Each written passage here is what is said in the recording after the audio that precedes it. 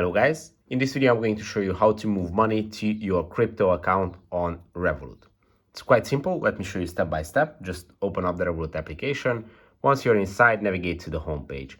On the home page, select the move money, This is where you can move money between your accounts, or you can also exchange money. And now select your main money account, let's say US dollars, and then scroll down to your cryptos, and here you can actually exchange to any cryptocurrencies.